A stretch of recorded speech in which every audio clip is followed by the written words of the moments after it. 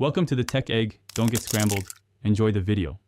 You start by confirming both interfaces have power and updated firmware, because compatibility avoids hidden errors.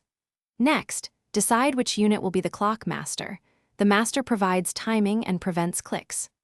Once done, collect the right cables, USB or Thunderbolt for host, and digital word clock or ADAT/SPDIF for sync and audio routing. You should also open your DAW and device control panel, so you can change sample rates and routing when the physical connections are ready. Now you physically link the units. Connect the master clock out to the slave clock in using a word clock cable, or use ADAT/SPDIF if supported. This ensures both run at the same sample rate and avoid drift.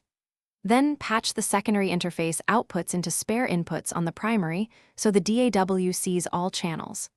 Once done, open each control panel and set identical sample rate and buffer size. Make sure the slave is set to accept external clock to lock timing properly. To finish, create an aggregate or multi-device in your operating system or DAW so all inputs appear as one device. Then route channels in the DAW ARM tracks and perform a mic or line test to confirm audio flows and latency is acceptable. If you experience clicks, dropouts, or channel drop, first verify the word clock source, then swap cables and receipt connections.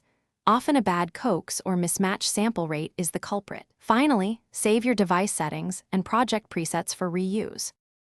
Thanks for watching. Consider subscribing if I helped unscramble your problems.